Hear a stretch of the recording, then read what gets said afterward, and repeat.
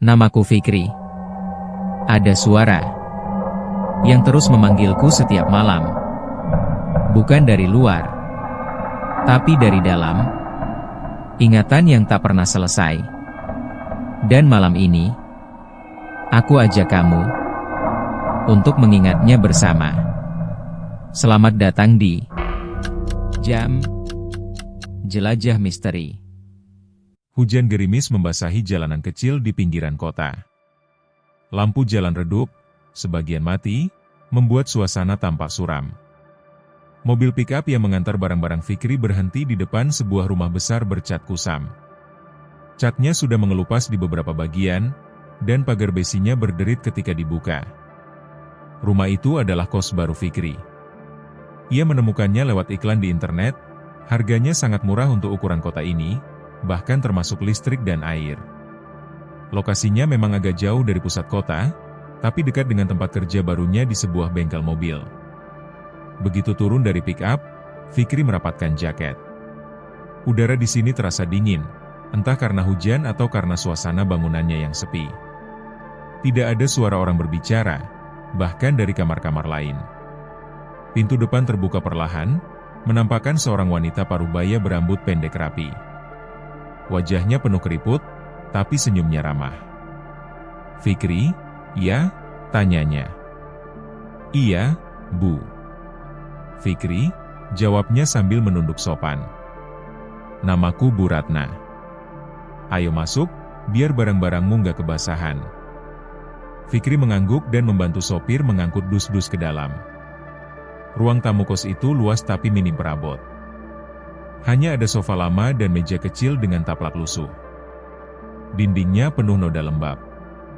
Sambil berjalan ke arah tangga, Bu Ratna mulai berbicara, "Kamu dapat kamar di lantai 2, nomor 3. Cukup nyaman kok. Tapi ada satu hal penting yang harus kamu tahu." Fikri mengangguk, sedikit penasaran. Bu Ratna berhenti di depan anak tangga pertama, menatapnya agak serius. "Di sini ada aturan yang harus kamu patuhi. Jangan pernah buka pintu kamar setelah jam 1 pagi. Apapun yang terjadi. Mengerti?" Fikri sempat mengerutkan kening. Iya, Bu." "Tapi, kenapa?" Bu Ratna tersenyum tipis, tapi kali ini tidak ada kehangatan di wajahnya. "Lebih baik kamu tidak tahu. Yang penting, patuhi saja." Mereka melanjutkan naik.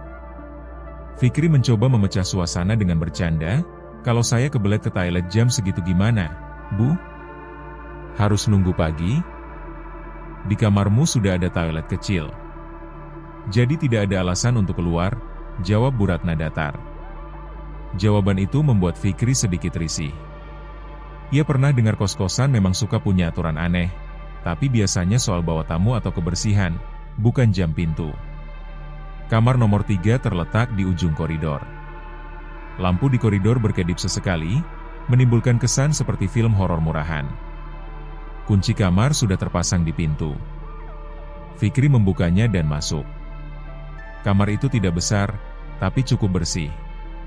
Ada ranjang, lemari, meja kecil, dan jendela menghadap ke halaman belakang yang dipenuhi pohon bambu. Hembusan angin membuat batang-batangnya bergesekan, menimbulkan suara krek-krek-krek yang entah kenapa membuat merinding. Selesai menaruh barang, sopir pick-up pamit. Tinggallah Fikri sendirian di lantai 2. Ia sempat menengok ke kamar-kamar lain, tapi semua pintu tertutup rapat. Tidak ada suara orang. Malam mulai turun. Fikri makan mie instan yang dibawanya sendiri, lalu menyalakan ponsel untuk menonton video. Suara hujan semakin deras, membuatnya sedikit mengantuk. Jam menunjukkan pukul 12 lewat. Ia masih duduk di tempat tidur, scrolling media sosial. Rasa kantuk mulai menguasai. Tepat saat ia hendak mematikan lampu, ia teringat ucapan Bu Ratna tadi. Jangan buka pintu setelah jam 1 pagi. Ia tertawa kecil dalam hati. Paling cuma biar nggak ada yang keluar malam-malam. Tapi sekitar pukul 1:10, Fikri terbangun karena mendengar sesuatu. Tok, tok, tok. suara ketukan pelan di pintu. Ia mengerjap, memastikan itu bukan mimpi. Ketukan itu datang lagi. Tok, tok, tok. Awalnya ia pikir mungkin Bu Ratna. Tapi siapa yang datang jam segini? Dengan malas, ia duduk dan menajamkan telinga. Lalu terdengar suara. Lirih, seperti perempuan yang berbisik dari balik pintu. Fikri? Jantungnya berdegup kencang. Ia tidak mengenali suara itu. Pelan tapi jelas, suara itu memanggil lagi. Fikri, buka pintunya. Fikri berdiri, berjalan mendekat. Ia tidak tahu kenapa kakinya bergerak sendiri. Ada rasa takut, tapi juga rasa penasaran yang aneh. Ketukan semakin keras. Tok! Tok! Tok! Bisikan itu berubah sedikit memaksa. Buka, aku kedinginan. Fikri menelan ludah. Tangannya hampir menyentuh gagang pintu ketika teringat peringatan Bu Ratna. Ia mundur selangkah. Siapa? Tanyanya pelan. Tidak ada jawaban. Hanya suara napas, dan kemudian, sesuatu yang terdengar seperti kuku menggores permukaan pintu. Cereek. Bulunya meremang. Ia mengintip lewat lubang kecil di pintu, tidak ada siapa-siapa. Tapi entah kenapa ia merasa ada yang berdiri sangat dekat. Saat ia membungkuk sedikit untuk melihat lebih jelas, matanya membelalak. Dari celah sempit antara pintu dan kusen, terlihat sepasang mata besar, pucat, menatap lurus ke arahnya. Mata itu tidak berkedip, dan pupilnya hampir hitam seluruhnya. Fikri terjatuh ke belakang, panik. Ia bangkit dan segera mengunci pintu rapat-rapat, lalu mundur ke sudut kamar sambil menatap pintu. Ketukan berhenti. Sunyi. Beberapa menit kemudian, ia memberanikan diri mendekat lagi. Ia tempelkan telinga ke pintu, mencoba mendengar. Hening. Tapi saat ia berbalik menuju ranjang, tok, tok, tok. Suara itu kembali. Lebih cepat. Lebih keras. Fikri menutup telinga, mencoba mengabaikan. Setelah beberapa menit, ketukan berhenti untuk kedua kalinya. Ia menarik napas lega, mencoba tidur lagi. Namun tepat saat ia memejamkan mata, terdengar bisikan terakhir, sangat dekat, seolah berada di dalam kamarnya. Sampai ketemu besok malam. Fikri terbangun pagi-pagi dengan kepala berat. Tidurnya kacau karena kejadian semalam. Ia masih ingat jelas suara ketukan, bisikan, dan sepasang mata yang mengintip dari celah pintu. Saking nyatanya, ia sempat berpikir itu mimpi, tapi rasa takut yang masih menempel membuatnya yakin semua benar-benar terjadi. Ia menatap pintu kamarnya. Gagangnya masih terkunci. Namun, ada 3 garis panjang bekas goresan tepat di dekat kuncinya. Garis itu dalam, seperti dicakar dengan kuku atau benda tajam. Fikri menelan ludah. Siapa yang bisa melakukan ini jam segitu? Ia mencoba mengalihkan pikiran dengan mandi dan bersiap kerja. Saat turun ke bawah, Bu Ratna sudah duduk di ruang tamu sambil minum teh. Tidur nyenyak, Fikri? Tanya Bu Ratna tanpa menatapnya. Fikri ragu. Ia ingin bercerita, tapi takut dianggap gila. Lumayan, Bu, jawabnya singkat. Bu Ratna mengangguk pelan. Ingat aturannya, ya. Jangan pernah buka pintu setelah jam 1 pagi. Nada bicaranya membuat Fikri merinding. Seolah Bu Ratna tahu apa yang terjadi semalam, tapi sengaja tidak mau membahasnya. Sepanjang hari di bengkel, Fikri tidak bisa fokus. Setiap suara ketukan atau langkah kaki membuatnya teringat kejadian itu. Ia bahkan sempat memutuskan, malam nanti ia akan tetap terjaga sampai jam 1 lewat untuk memastikan apakah sosok itu akan datang lagi. Malam tiba. Hujan kembali turun, meski tidak deras. Suara bambu di halaman belakang kembali bergesekan, memberi latar suara yang menyeramkan. Fikri duduk di meja kecil sambil memandangi jam. Jarum pendek sudah mendekati angka 1. Ia sengaja menyalakan lampu, ponsel, dan televisi kecil di kamarnya. Semua itu hanya untuk memberi rasa aman. Pukul 1.07. Awalnya tidak ada yang terjadi. Fikri mulai berpikir, mungkin semalam hanya kebetulan. Mungkin ada orang mabuk lewat atau penghuni kos yang iseng. Namun tiba-tiba, tok, tok, tok. Ketukan itu terdengar lagi. Pelan, tapi jelas. Fikri menegang. Matanya langsung tertuju ke pintu. Tok, tok, tok. Ia berdiri perlahan, mendekat. Kali ini ia ingin memastikan. Ia menempelkan telinga di pintu, mencoba mendengar suara lain. Bisikan itu datang lagi. Fikri? Suara itu sama seperti semalam. Perempuan, lirih, dan terdengar dekat sekali. Lebih dekat daripada seseorang yang berdiri di luar pintu. Buka pintunya, dingin sekali di sini. Fikri menggigit bibir. Ia ingat jelas kata Bu Ratna, tapi rasa penasarannya membuncah.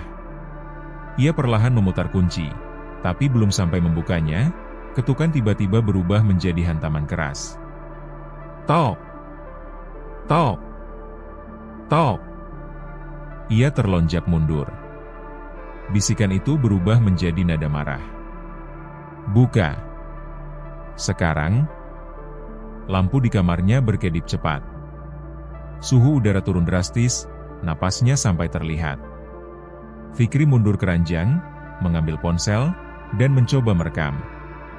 Tapi begitu ia mengangkat kamera ke arah pintu, ketukan berhenti. Sunyi. Benar-benar hening. Fikri perlahan mendekat lagi.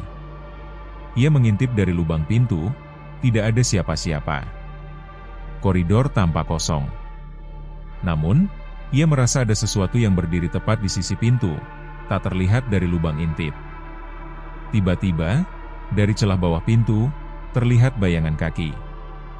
Bukan kaki manusia biasa, kulitnya pucat abu-abu, dan jari-jarinya panjang seperti cakar. Bayangan itu tidak bergerak. Hanya berdiri diam di sana selama hampir 1 menit penuh. Fikri mundur, jantungnya berdetak cepat. Saat ia berpikir sosok itu sudah pergi, terdengar suara seretan di lantai, seolah sesuatu merayap menjauh. Pagi harinya, Fikri keluar kamar lebih cepat. Ia ingin sekali bertanya pada penghuni lain, tapi ia belum pernah melihat siapapun di lantai ini.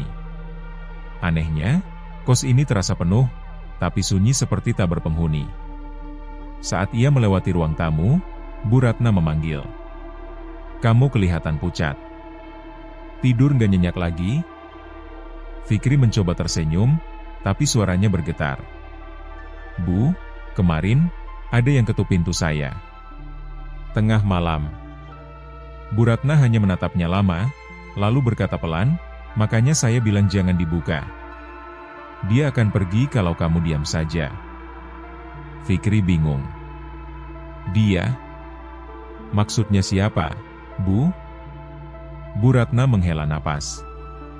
Kamu terlalu banyak bertanya. Lebih baik jaga dirimu sendiri.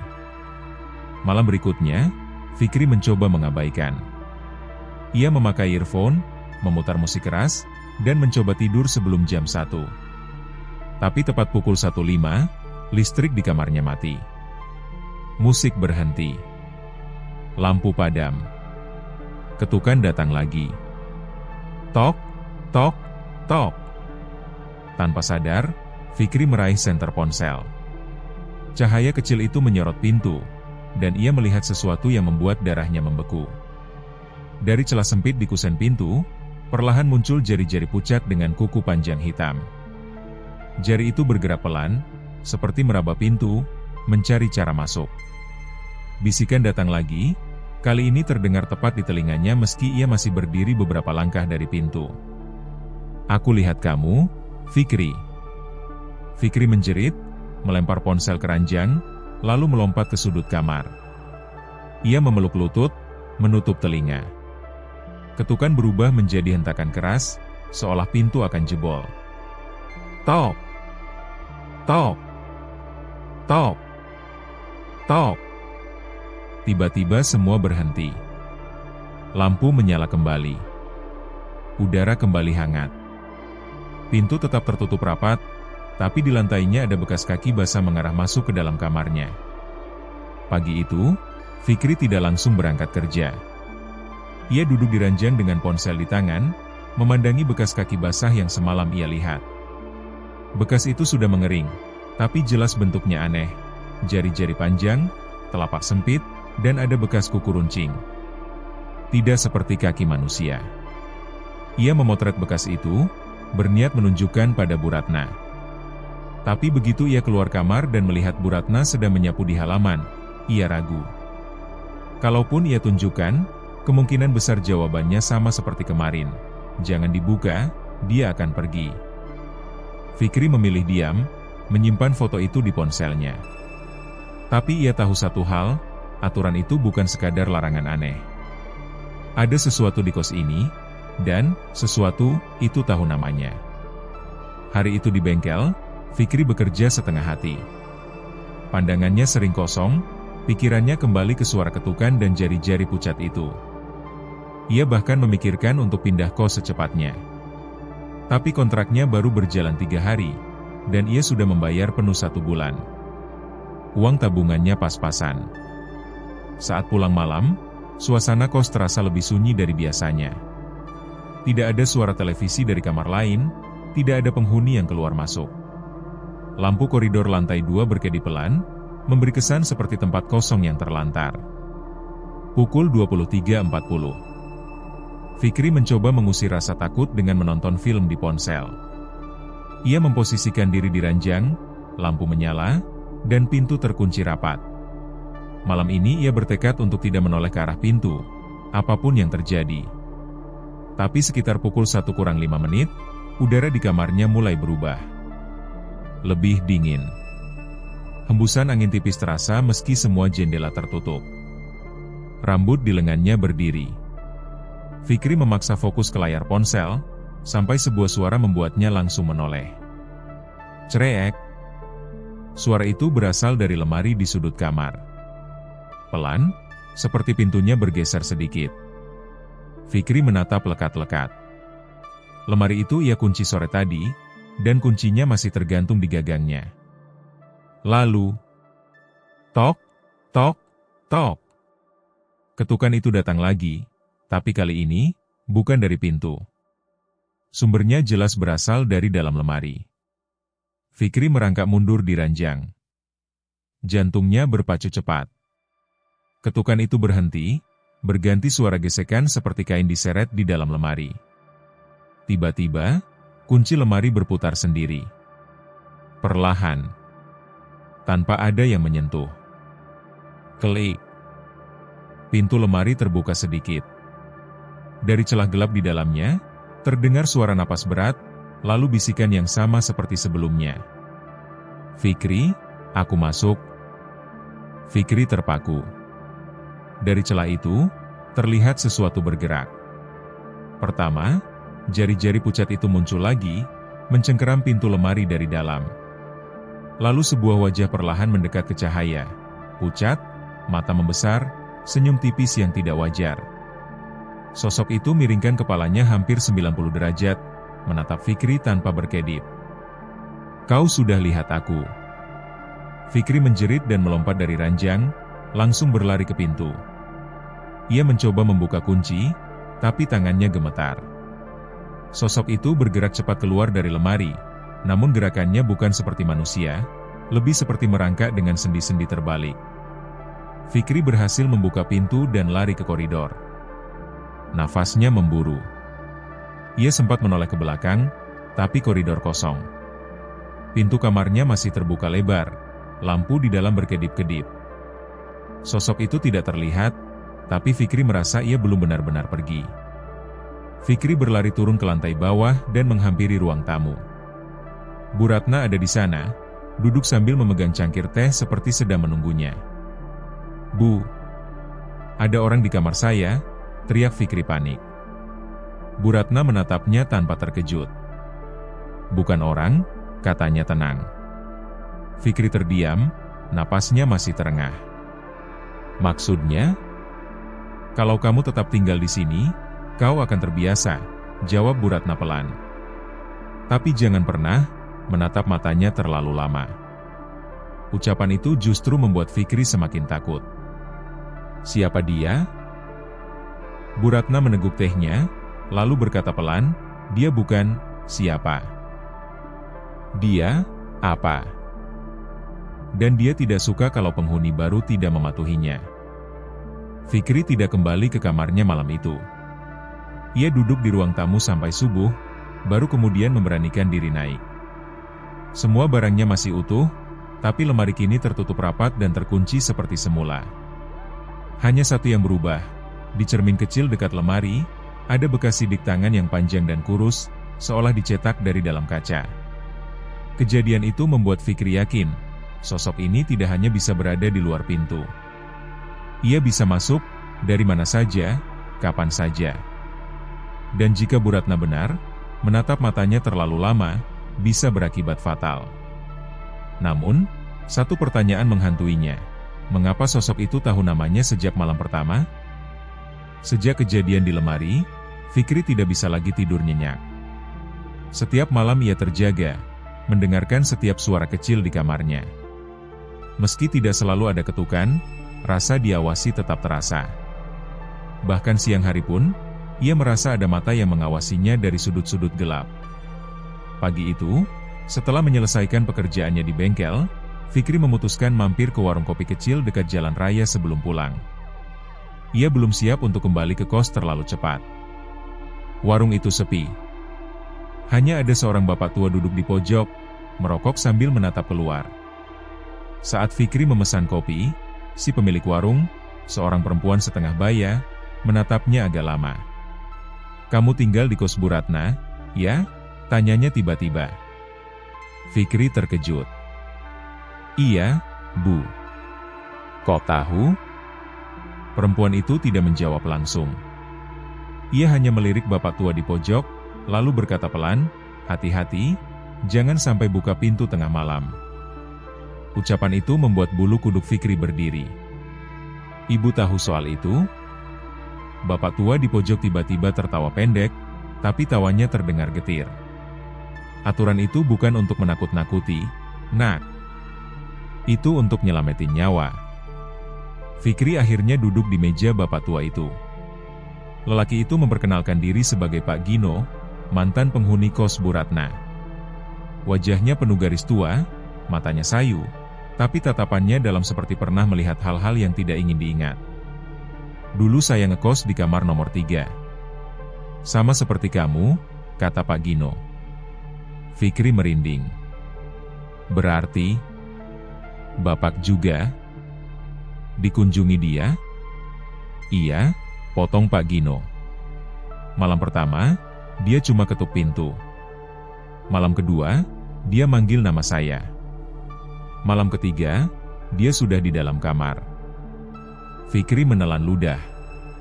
Pengalamannya sejauh ini sama persis. "Apa, dia manusia?" tanya Fikri ragu. Pak Gino menggeleng. "Kalau manusia, nggak mungkin lehernya bisa nunduk hampir nyentuh lantai, atau jarinya lebih panjang dari pisang. Dia bukan arwah biasa. Dia terikat sama bangunan itu." Pak Gino bercerita, bertahun-tahun lalu kos itu adalah rumah keluarga kecil. Suatu malam, seorang wanita muda penghuni rumah ditemukan tewas di kamarnya, dengan leher patah, mata terbuka lebar, dan jari-jari membiru mencengkeram kusen pintu. Tidak ada yang tahu siapa pembunuhnya, tapi gosipnya, mayatnya tidak dikuburkan di makam umum. Konon, suaminya yang aneh menutupinya dengan menyemen tubuhnya di dalam dinding dekat pintu kamar. Sejak itu, setiap tengah malam lewat, orang yang menghuni kamar itu mendengar ketukan, bisikan, dan, kalau sampai membuka pintu, mereka akan melihat wajahnya. Yang bertahan lama di kos itu? Tidak banyak. Kebanyakan pergi tanpa sempat ambil barang. "Kenapa nggak dibongkar saja dindingnya?" tanya Fikri. "Sudah pernah dicoba," kata Pak Gino lirih. "Tapi tiap tukang yang kerja di sana, nggak pernah keluar hidup-hidup." Fikri merinding hebat. Lalu kenapa Bu Ratna masih menyewakan kamarnya? Pak Gino menghela napas panjang. Entahlah. Mungkin dia butuh uang. Atau, mungkin dia punya alasan lain. Fikri mencoba menekan rasa takut yang semakin besar. Kalau begitu, gimana caranya biar dia nggak masuk kamar? Jangan buka pintu. Jangan jawab kalau dia manggil nama. Dan jangan pernah tatap matanya, kata Pak Gino tegas. Kalau sampai kau lihat matanya terlalu lama, dia akan ikut masuk, dan gak akan keluar lagi. Perjalanan pulang ke kos terasa sangat panjang. Fikri berjalan cepat menyusuri gang, melewati pagar besi yang berderit, dan langsung masuk ke kamar. Ia mengunci pintu rapat-rapat, bahkan menaruh kursi sebagai pengganjal. Pikirannya berputar memikirkan cerita Pak Gino. Malam itu, hujan deras mengguyur kota. Jam baru menunjukkan pukul 11, tapi udara di kamarnya sudah dingin seperti subuh.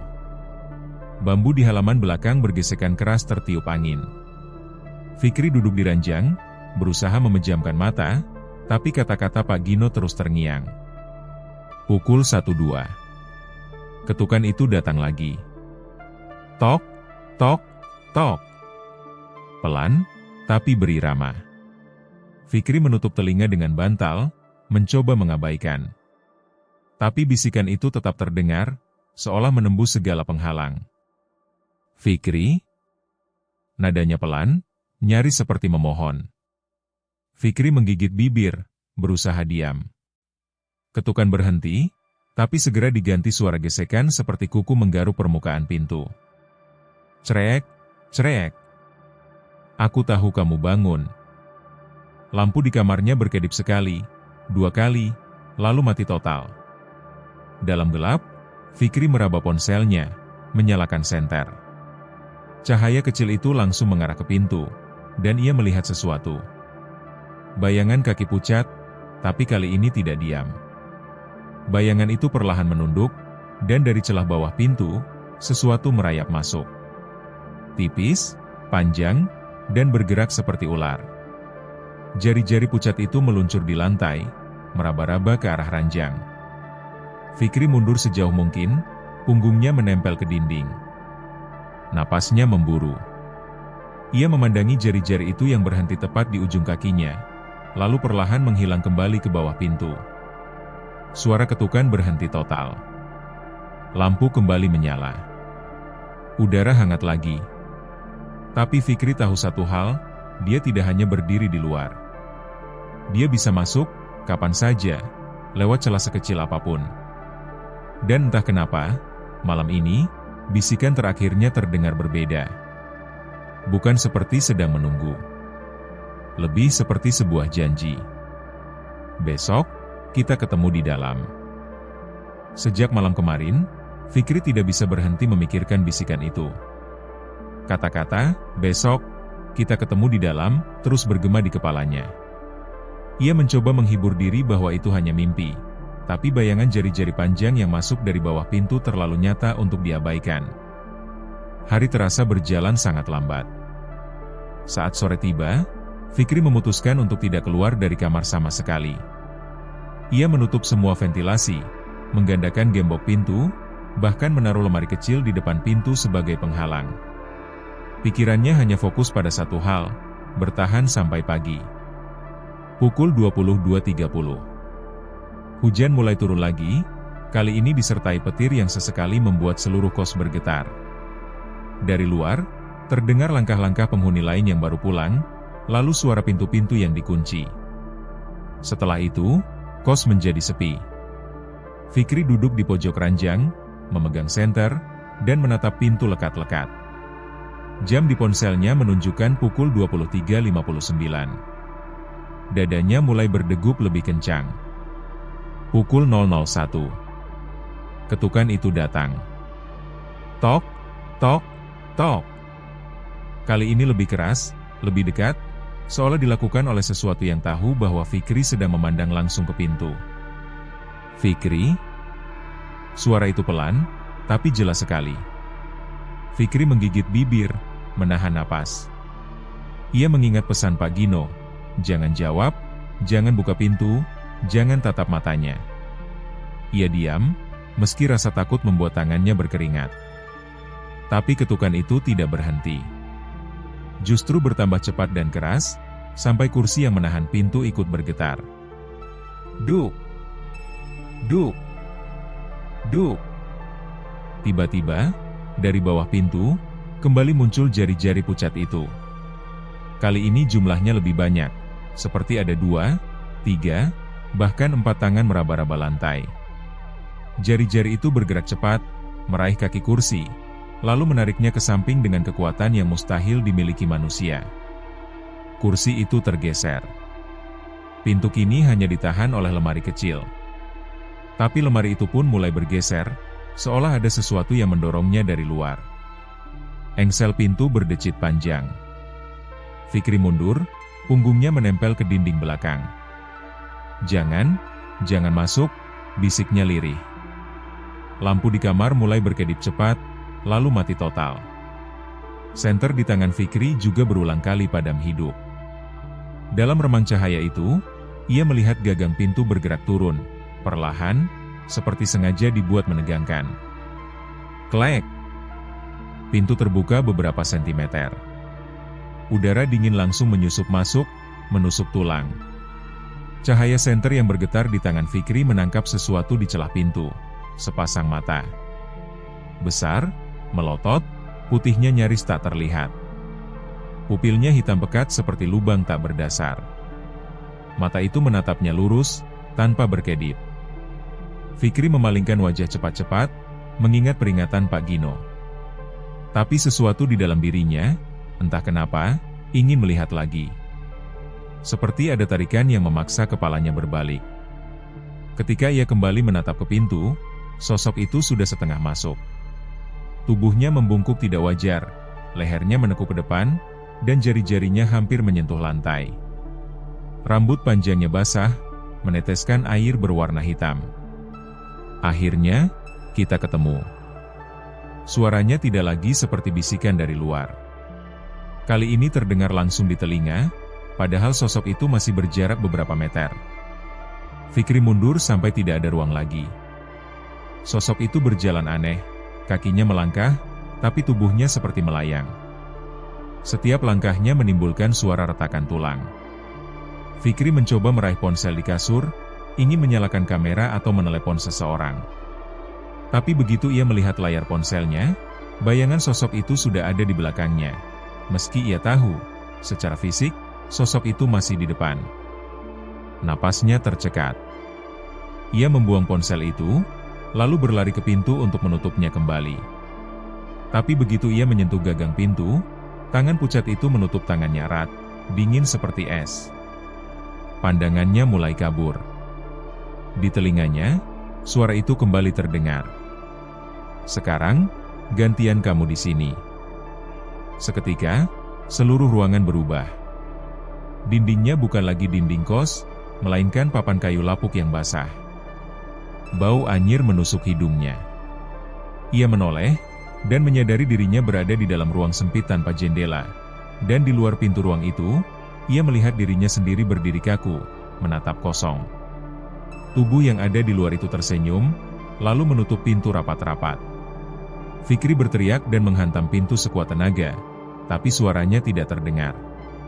Dari celah kecil di papan kayu, ia melihat dirinya berjalan santai menuju ranjang, mematikan lampu, lalu tidur seolah tak terjadi apa-apa. Baru saat itu Fikri sadar, tempatnya sekarang adalah sisi lain dari kamar itu. Sisi di mana sosok itu dulu terperangkap. Dan dari kegelapan di belakangnya, suara langkah pelan mulai mendekat. Selamat datang di rumahku.